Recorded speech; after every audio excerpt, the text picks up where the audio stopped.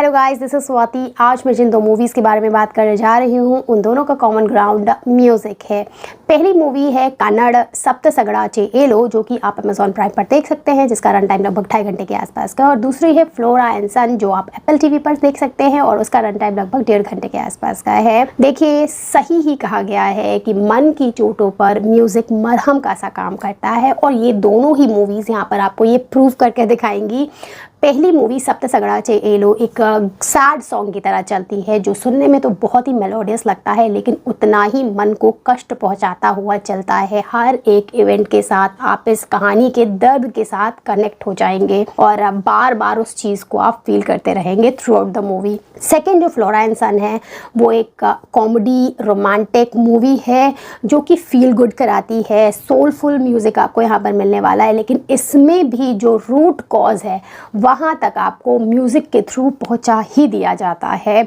सो बहुत अच्छे से आप समझ पाएंगे कि क्यों लव एंड म्यूज़िक के लिए ये कहा जाता है कि वो स्पेस टाइम बैरियर को ख़त्म कर देते हैं, और ये दोनों मूवीज़ उसका परफेक्ट एग्जाम्पल मिलने वाली है। मैं इन दोनों मूवीज़ को 9 आउट ऑफ 10 रेटिंग देती हूँ, कॉज एज सच कोई बड़े नेगेटिव्स मुझे इनमें नहीं मिले हैं। ये मूवी बहुत ही क्लियर है कि अपने ऑडियंस तक क्या कुछ पहुँचाना चाहती है। सो मेरा क्या एक्सपीरियंस रहा है ये मैं आपसे शेयर करती हूँ। आप ये डिसाइड करेंगे कि इन दोनों में से आपको कौन सी मूवी देखनी है, और अगर दोनों देखनी है तो कौन सी पहले देखनी है।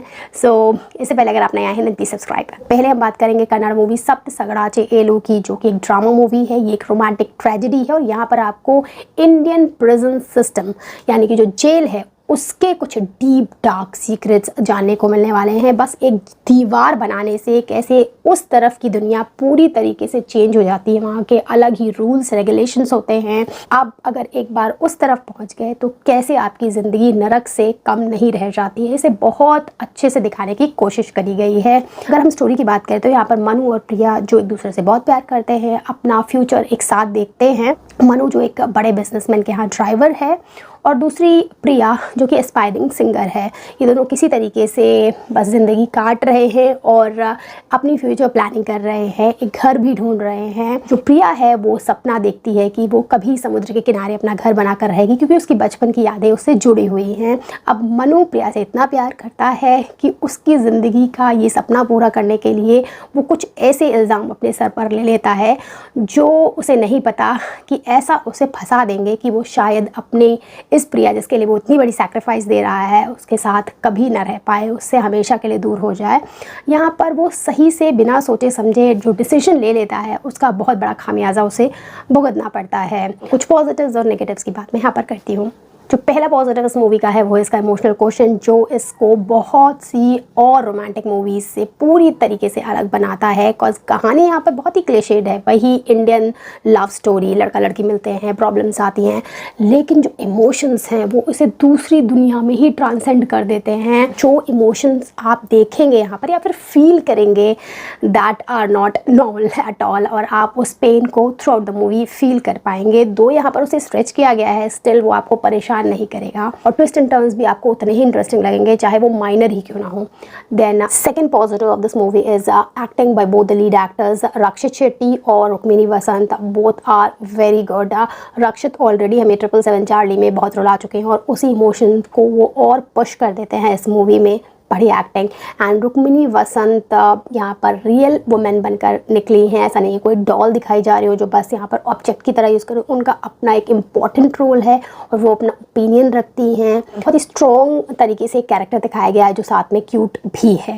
देन थर्ड पॉजिटिव है आर्टिस्टिक डायरेक्शन। ऐसा आर्टिस्टिक डायरेक्शन मैंने अय्या मूवी में फील किया था, जहाँ पर ब्लू पेंट को, अगरबत्ती से निकलने वाले धुआं है उसको, जो स्मेल है उसको किस तरीके से इन्होंने बहुत ही सुंदरता से प्रेजेंट किया था, एक पोएम की तरह। और वही फीलिंग मुझे इस मूवी में आई है। जो ट्रांसफॉर्मेशन दिखाए गए हैं, जो सिनेमेटोग्राफी की गई है, वो मन मोह लेती है। जो छोटे छोटे डिटेल्स हैं कि अगर दिखाया गया इंसान उस समय सैड है तो आसपास की चीज़ें भी सूखी हुई होंगी, और अगर हैप्पी है तो फ्लावर्स होंगे, ब्लॉसम्स होंगे इधर उधर।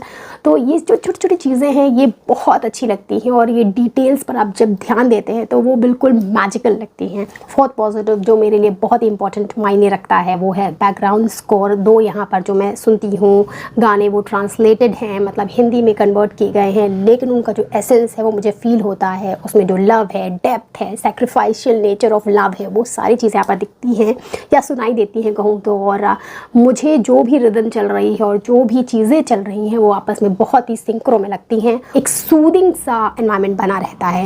मुझे अच्छा लगा म्यूज़िक बहुत ही।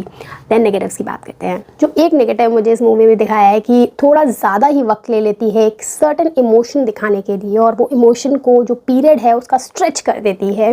तो जो 2.5 घंटे की यानी 2 घंटे 20 मिनट की मूवी है उसको आराम से 15-20 मिनट्स कम किया जा सकता और इम्पैक्टफुल बनाया जा सकता था। लेकिन मैंने इस मूवी को एंजॉय किया है। मेरे लिए कोई बड़ा ड्रॉबैक नहीं था, क्योंकि आप जो इन्होंने एक वर्ल्ड क्रिएट किया है उसमें बिल्कुल सक इन हो जाते हैं, और ये मूवी आपको बिल्कुल बाहर निकलने देती नहीं है।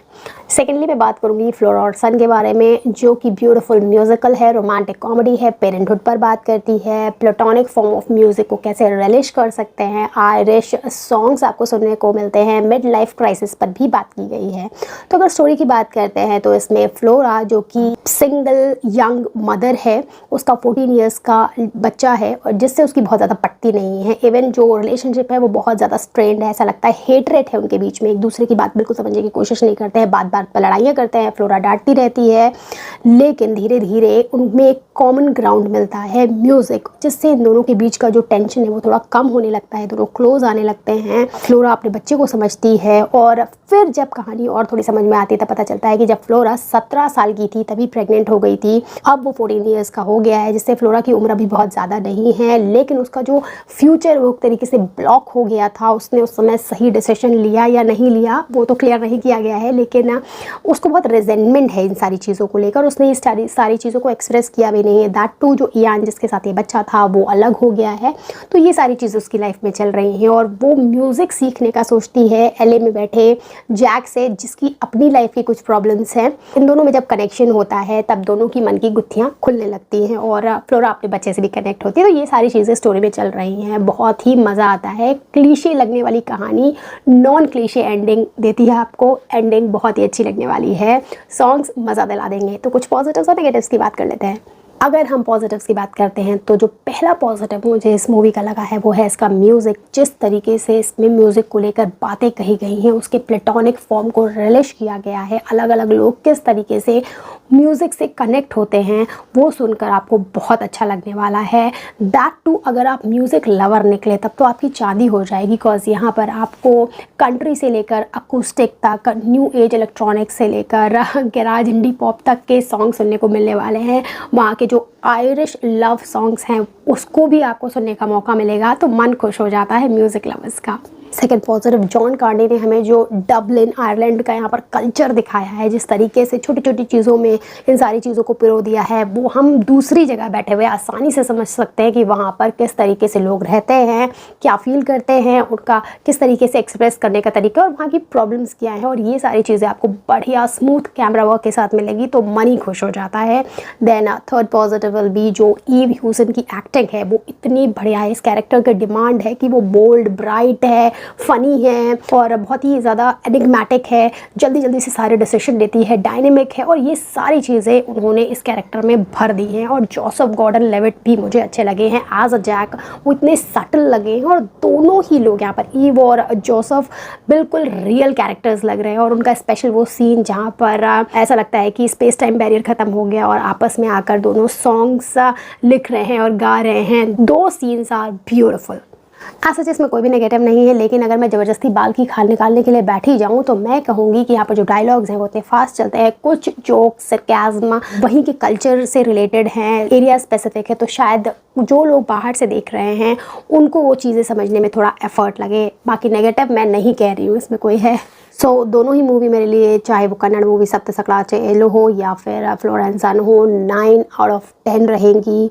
दोनों में आज सच कोई गोर, वायलेंस, अडल्ट सीन्स, प्रोफानिटी नहीं है। जो फ्लोरा एंड सन है उसमें थोड़ा सा रोमांटिक कॉमेडी एंगल है, सो वो हार्टफेल्ट लाइट मूवी है, आपको फील गुड कराती रहेगी। और अगर आप थोड़ा सा और गहराई से उसी प्यार को जो यहाँ पर दिखाया गया है और उसी म्यूज़िक को और गहराई से फील करना चाहते हैं, उसमें थोड़ा दुख का भी फ्लेवर ऐड हो जाए, तो आप देखिए कन्नड़ मूवी सप्तसक्लाचे एलो। दोनों ही मूवी बहुत अच्छी हैं। That's it, bye.